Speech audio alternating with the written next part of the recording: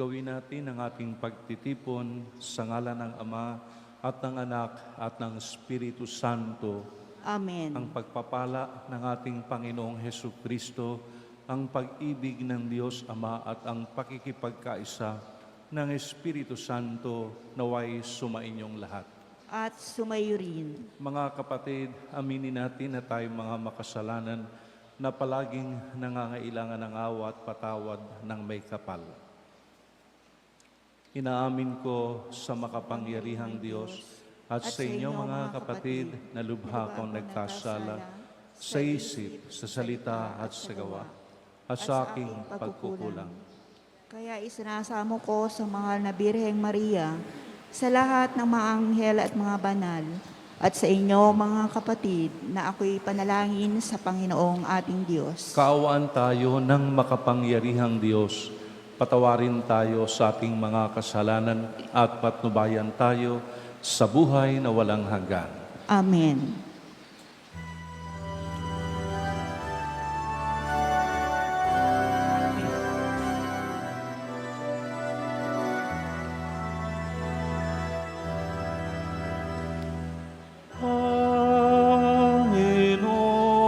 Panginoon, kaawaan mo kami.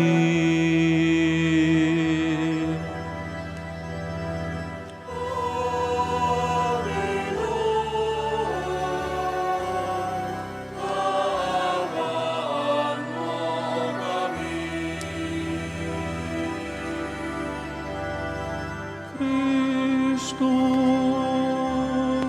kaawaan mo kami. Kristo, kaawaan mo kami.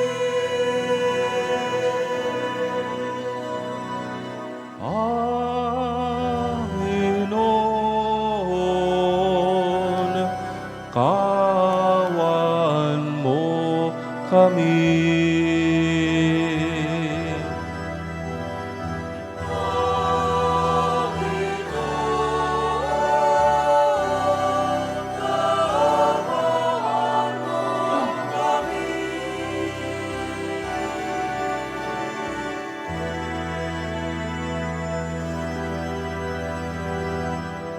Papuri sa Diyos, papuri sa Diyos, papuri sa Diyos sa kaitaasan.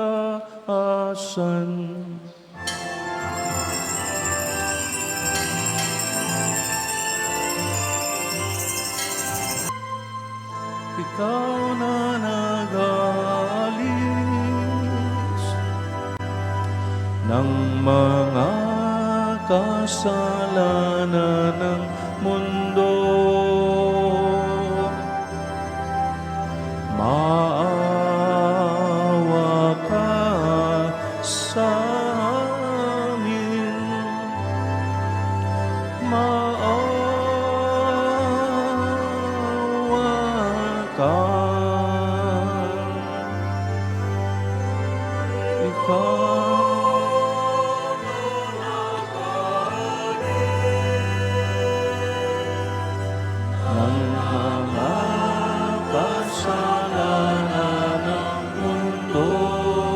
at tagapagligtas, niloob mong magkatawang tao ang iyong salita sa sinapupunan ng laging Birheng si Maria. Sa pag-ako ng iyong bugtong na anak sa aming pagkatao, pagindapati nawa kaming sa iyong pagkadiyos ay makasalo. Sa pamagitan niya kasama ng Espiritu Santo, magpasawalang hanggan. Amen. Magsiupo ang lahat.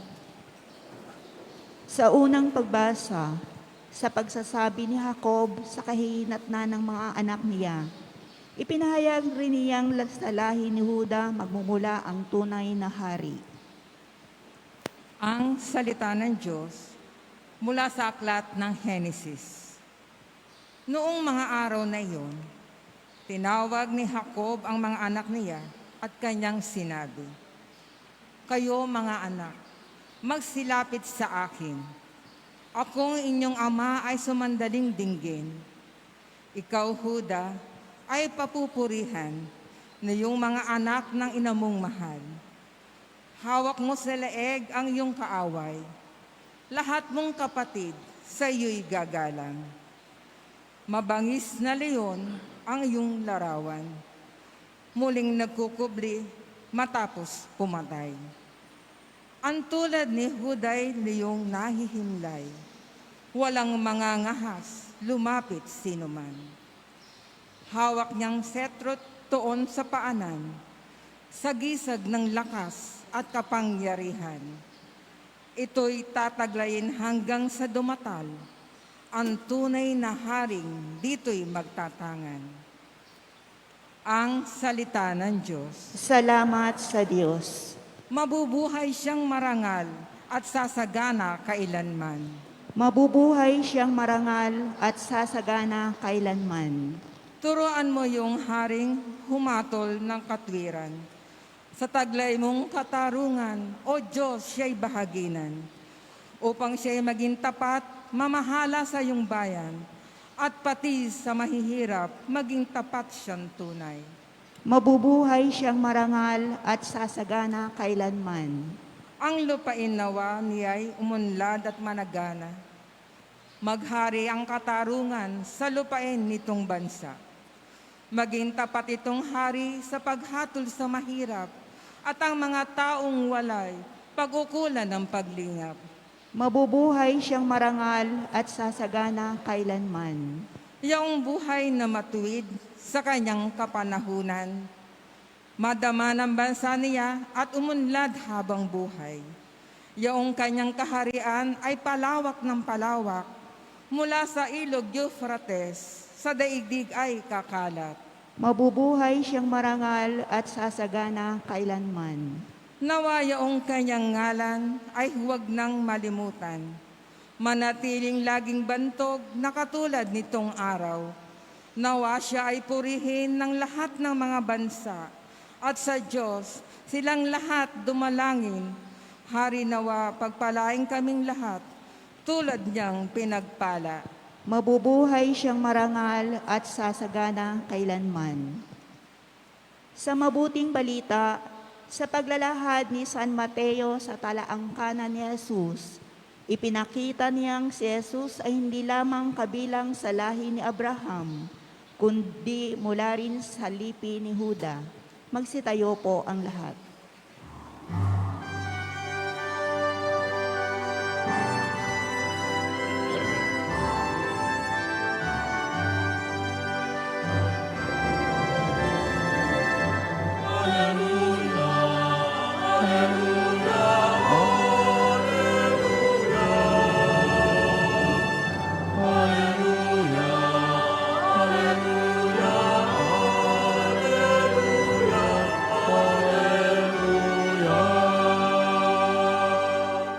Karunungan ng may kapal, tanay yung pangasiwaan, halina't kami turuan.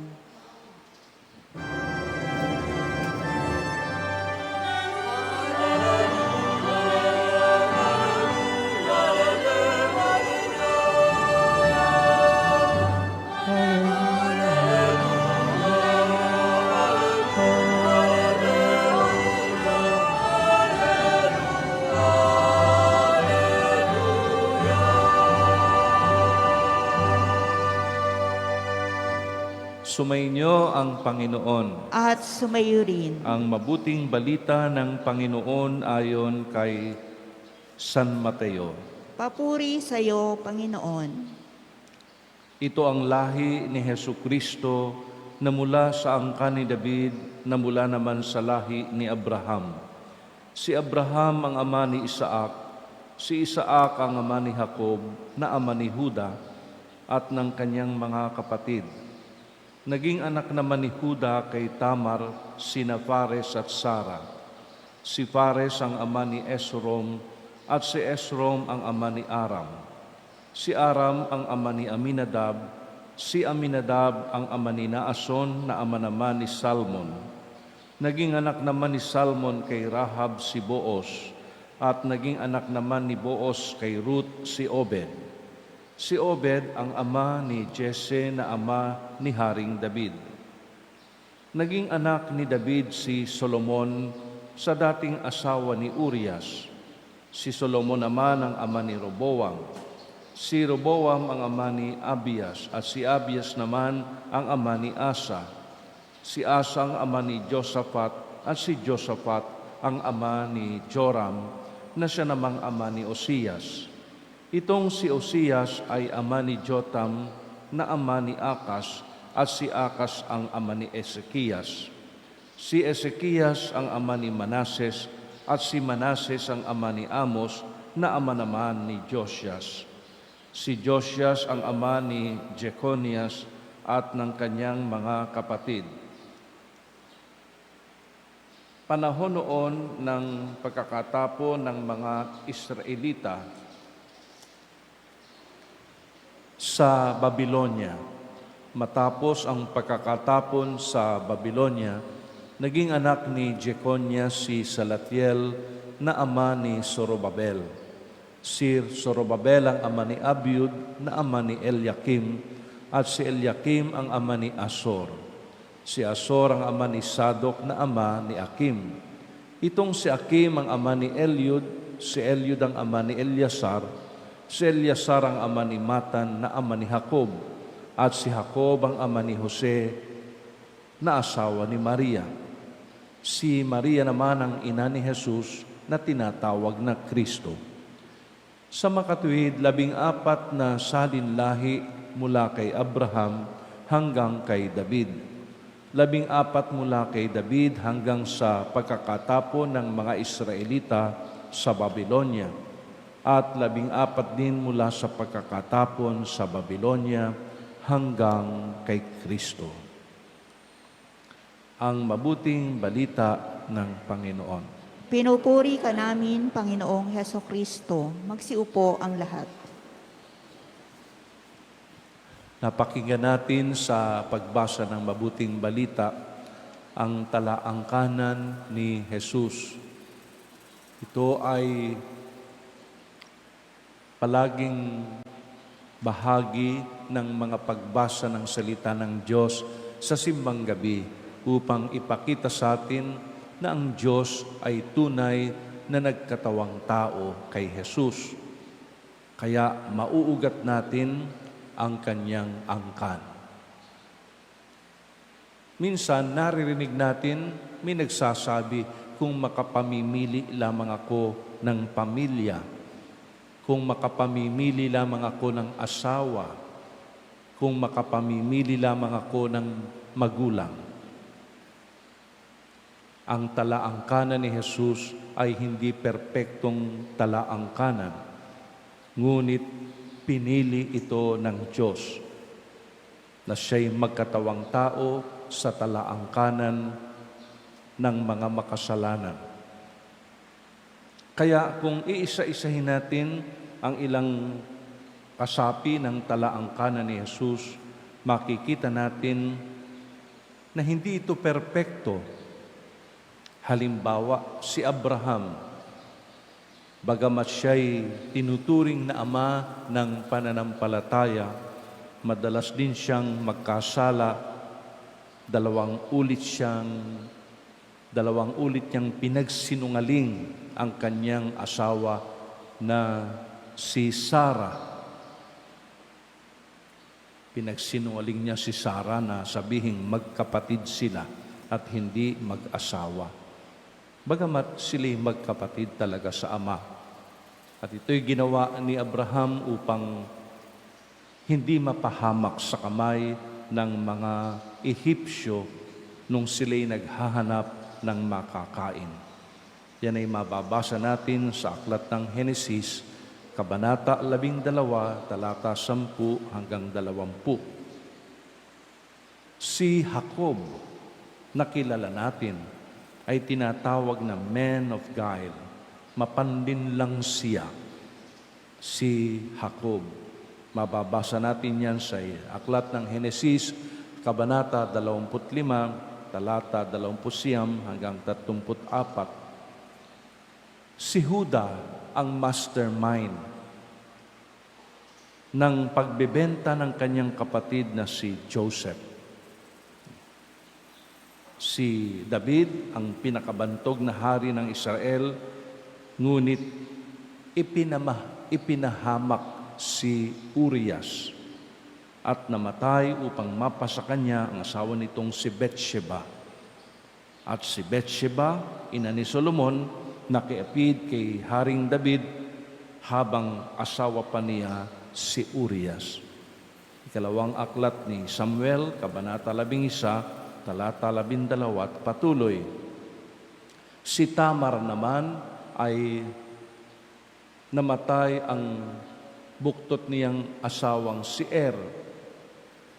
at humalili si Onan na namatay din naman. Nagpanggap si Tamar na patutot upang sipingan siya ni Huda na biyanan niya. Yan ay mababasa natin sa aklat ng Henesis, Kabanata 30. At kambal ang naging anak ni Tamar kay Huda na kanyang biyanan. Sina Fares at Sara.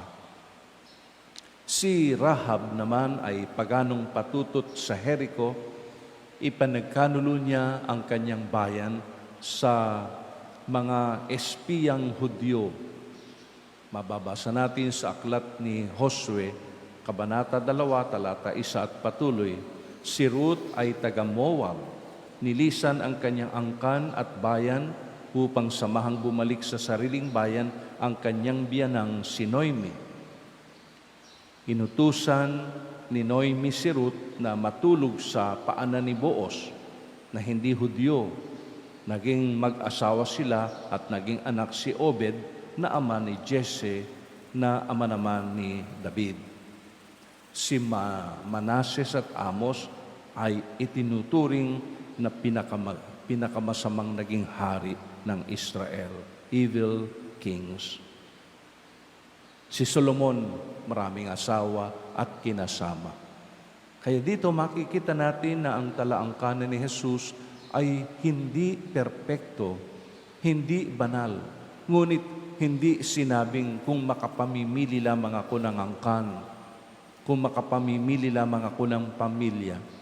Mas pinili ng Diyos na magkatawang tao sa ganitong angkan, sapagkat iyon ang layunin ng kanyang pagkakatawang tao upang magligtas. Siguro sa ating talaangkanan ay meron din nasasalit na hindi maipagmamalaki. Ang bawat kasapi ng angkan, ang bawat kasapi ng pamilya, anuman ang katangian, maganda man o hindi, ay dahilan kung bakit si Jesus ay nagkatawang tao. Hindi siya nagkatawang tao sa mga banal lamang, sa mga mabubuti lamang, sa mga masunurin lamang sa Kanya.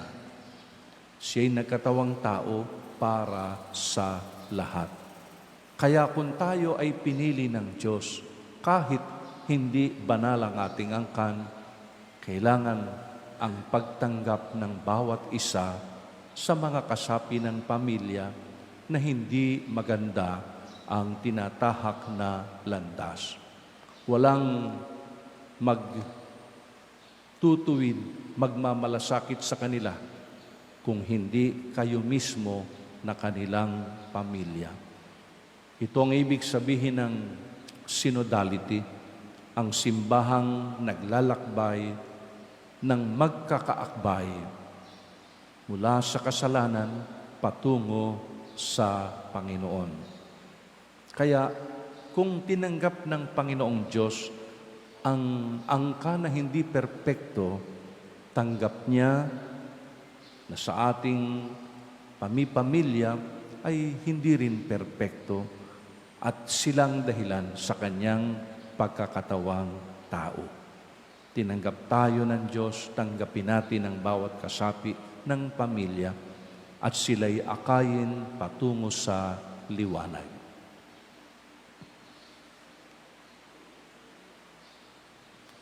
Magsitayo po ang lahat. Idulog natin ang ating mga kahilingan sa amang nagbubuklod sa atin bilang kanyang bayan. Ating sambitin, Panginoon ng lahat ng lahi, pakinggan mo kami. Panginoon ng lahat ng lahi, pakinggan mo kami. Para sa simbahan, upang na maglakbay sa pananampalataya ang lahat, manalangin tayo sa Panginoon. Panginoon ng lahat ng lahi, pakinggan mo kami. Para sa mga naligaw ng landas, nangungulila, nababagabag at itinakwil, upang makatagpo sila ng pag-asa sa bayan ng Diyos, manalangin tayo sa Panginoon. Panginoon ng lahat ng lahi, pakinggan mo kami. Para sa mga may sakit at nagdurusa, upang ituring nila ang mga ito bilang daan ng kabanalan, manalangin tayo sa Panginoon. Panginoon ng lahat ng lahi, pakinggan mo kami. Para sa ating pamayanang Kristiyano, upang ipamana natin sa susunod na salinlahi ang pananampalataya, manalangin tayo sa Panginoon. Panginoon ng lahat ng lahi, pakinggan mo kami. Para sa mga namayapa, upang magkamit sila ng kapahingahan sa langit na tahanan, manalangin tayo sa Panginoon. Panginoon ng lahat ng lahi, pakinggan mo kami. Amang maawain, pakinggan mo ang panalangin namin upang sa iyong awa at biyaya madagdagan pa ang nabibilang sa iyong bayang hinirang sa pamamagitan ni Jesucristong aming Panginoon magpasawalang hanggan. Amen. Magsiupo ang lahat.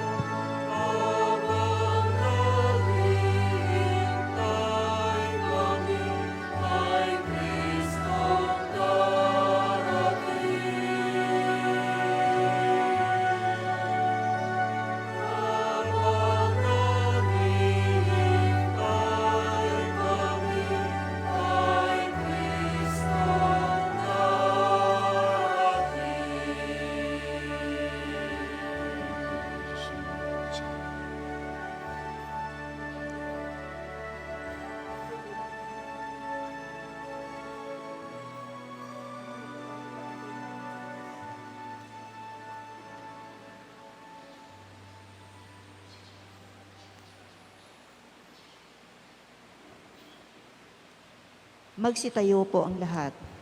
Manalangin kayo mga kapatid. upang ang paghahain natin ay kalugdan ng Diyos amang makapangyarihan. Tanggapin nawa ng Panginoon itong paghahain sa iyong mga kamay, sa kapurihan niya at karangalan, sa ating kapakinabangan at sa buong sambayanayan niyang banal. Ama naming lumikha, gawin mong banal ang mga alay ng iyong sambayanan, upang sa kagalang-galang na pagdiriwang na ito, kami ay pagindapatin mong magkasalo-salo sa pagkaing ibinibigay mo sa pamagitan ni Jesucristo, kasama ng Espiritu Santo, magpasawalang hanggan. Amen. Sumainyo ang Panginoon. At sumayo rin. Itaas sa Diyos ang inyong puso at diwa. Itinaas na namin sa Panginoon. Pasalamatan natin ang Panginoong ating Diyos. Marapat na siya'y pasalamatan. Ama naming makapangyarihan, tunay ngang marapat na ikaw ay aming pasalamatan sa pamagitan ni Jesucristo na aming Panginoon. Ang pagsusugo mo sa Kanya ay ipinahayag ng lahat ng mga propeta. Ang pagsilang niya'y pinanabikan ng mahal na Birheng Kanyang Inang Tunay sa kapangyarihan ng Espiritong Banal. Ang pagdating niya'y nilahad ni San Juan Bautista sa kanyang pagbibinyag. Ngayong pinaghahandaan namin ang maligayang araw ng kanyang pagsilang, kami nananabik at nananalangin lubos na makaharap sa kanyang kadakilaan. Kaya kaysa ng mga anghel na nagsisiyawit ang papuri sa iyo nang walang humpay sa kalangitan, kami nagbubunyi sa iyong kadakilaan.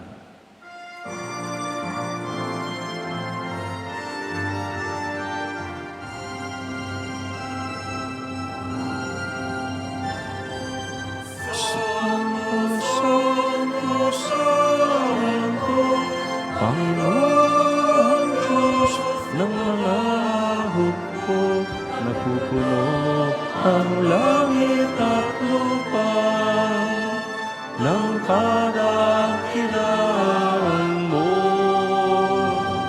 Hosanna sa kaitaasan, pinagpala ang naparirito sa ngalan ng Panginoon. Hosanna, Hosanna, Hosanna sa kaitaasan. Hosanna, Hosanna, Hosanna sa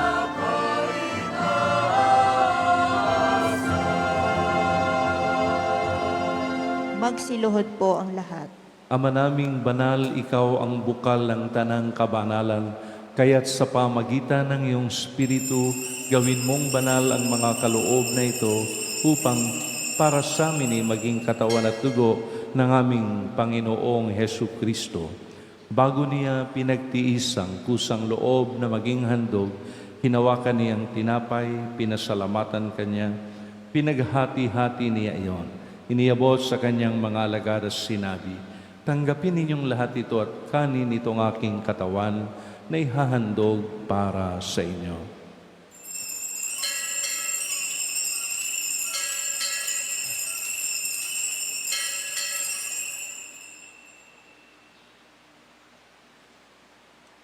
Gayun din naman nung matapos ang hapunan, hinawakan niya ang kalis. Muli kanyang pinasalamatan, iniabot niya ang kalis sa kanyang mga alagad at sinabi, tanggapin ninyong lahat ito at inumin ito ang kalis ng aking dugo, ng bago at walang hanggang tipan. Ang aking dugo na ibubuhos para sa inyo at para sa lahat sa kapagpapatawad ng mga kasalanan. Gawin ninyo ito sa pag-aala-ala sa akin.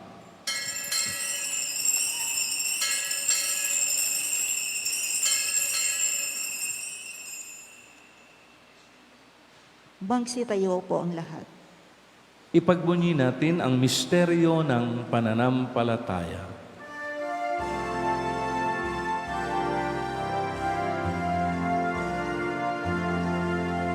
Si Kristo ay namatay. Si Kristo buhay. Si Kristo ay babalik sa wakas, sa wakas, sa wakas ng panahon.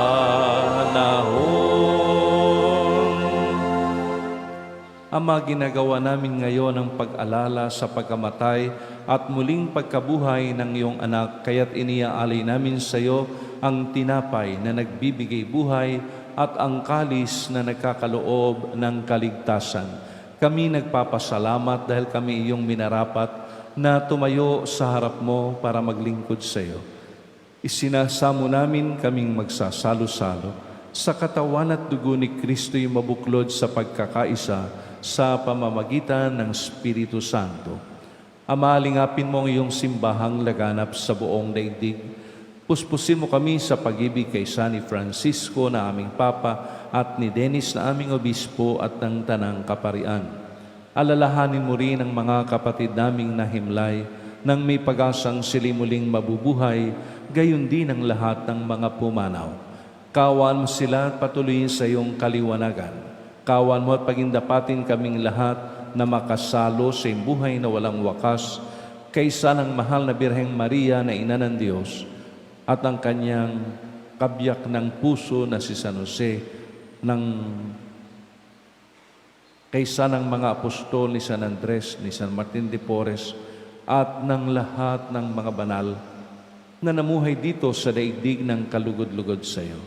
May pagdiwang nawa namin ang pagpupuri sa ikararangal mo sa pamagitan ng iyong anak na aming Panginoong Hesu Kristo. Sa pamagitan ni Kristo, kasama niya sa Kanya, ang lahat ng parangal at papuri ay sa iyo, Diyos Amang makapangyarihan, kasama ng Espiritu Santo, magpasawalang hanggan. Amen. Sa tagubilin ng mga nakagagaling na utos at turo ni Jesus na Panginoon natin at Diyos, ngayon ay lakas loob nating dasalin sa awit ang panalangin ng magkakapatid.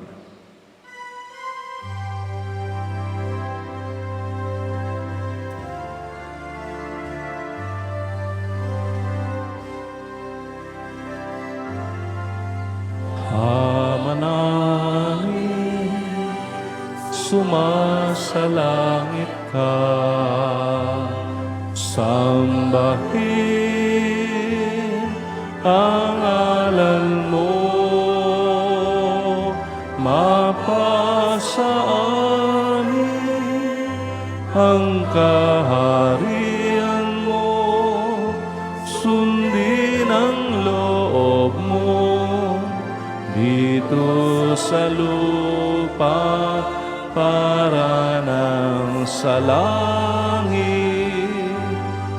Bigyan mo kami ngayon ng aming kakanin sa araw-araw at patawarin mo kami sa aming mga sala para ng pagpapatawad namin sa nagkakasala sa amin, at huwag mo kami ipahintulot sa tukso at yadya mo kami sa lahat ng masama.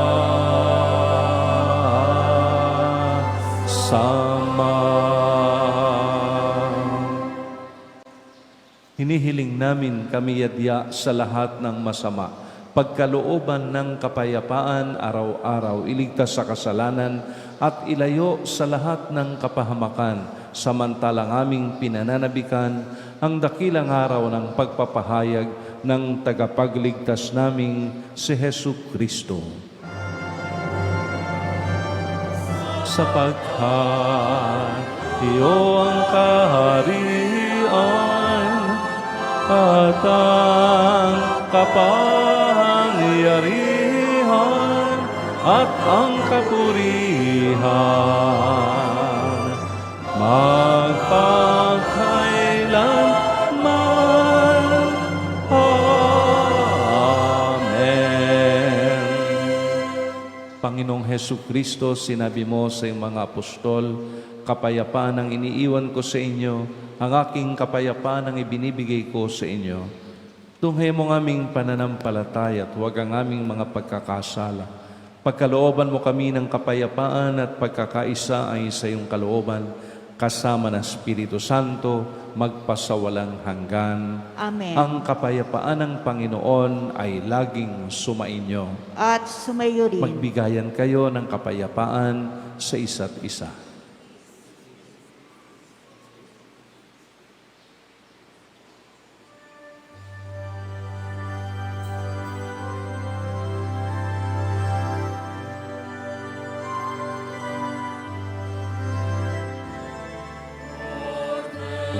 Cordero ng Diyos na nag-aalis ng mga kasalanan ng sanlibutan. Maawa ka sa amin, maawa ka sa amin. Cordero ng Diyos na nag-aalis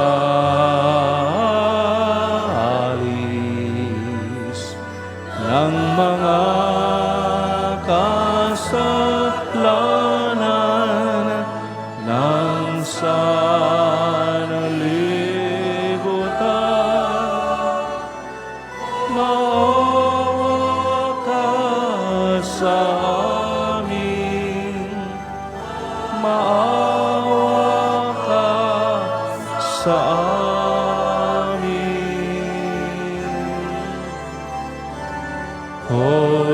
Cordero ng Diyos na nag-aalis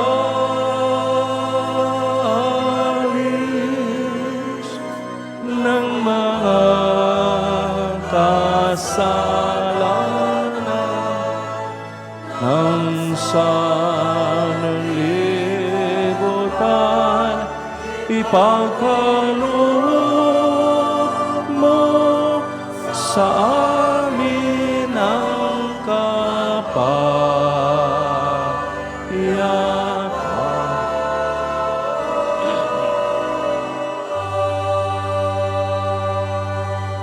Magsiluhod po ang lahat.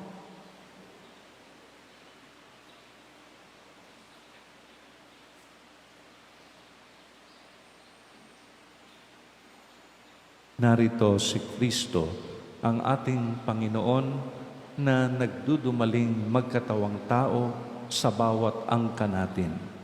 Lumapit tayo at magpasalamat sa Kanya. Panginoon, hindi ako karapat-dapat na magpatuloy sa iyo. Ngunit sa isang salita mo lamang ay gagaling na ako.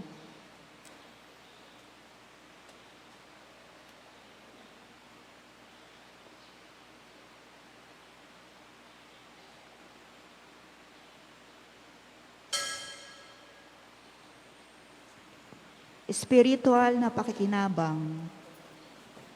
Panginoong Hesus, ako ay naniniwala na ikaw ay nasa kabanal-banalang sakramento. Iniibig kita ng higit sa lahat at ninanasa kong tanggapin ka sa aking kaluluwa. Sapagkat sa mga sandali ito, hindi kita matatanggap sa sakramento. Tumuli ka sa Espiritu sa aking puso. Niyayakap kita na para bagang naririto ka na at inaalay ko ng buong buo ang aking sarili sa iyo. Huwag mong hayaang mawalay ako sa iyo. Amen. Para po sa maayos na pagtanggap ng banal na komunyon, maupo muna po ang lahat. Hintayin po muna na makapwesto ang mga lay minister. Mauuna pong tatayo ang unang hanay na susundan ng susunod na hanay. Huwag po munang tumayo kung di dapat. Mayroong makikita na marker na natatapakan sa sahig na gabay para magkaroon ng social distancing. Salamat po.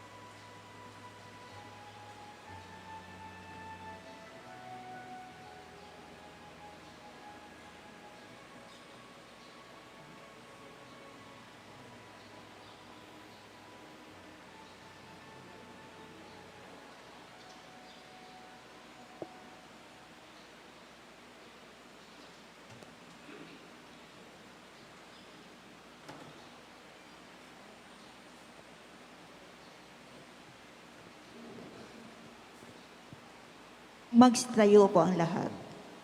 Manalangin tayo. Ama naming mapagmahal, kaming pinapagsalo mo sa iyong piging ay pag-alabi nawa ng iyong Espiritu sa pananabik na magliwanag sa piling ng dumarating na si Kristo na namamagitan kasama ng Espiritu Santo magpasawalang hanggan. Amen. Sumainyo ang Panginoon. At sumayo rin. Pagpalain kayo ng makapangyarihang Diyos, Ama at Anak at Espiritu Santo. Amen. Humayo kayo at paghandaan ng pagsilang ni Jesus sa sabsaban ng inyong mga angkan. Salamat sa Diyos.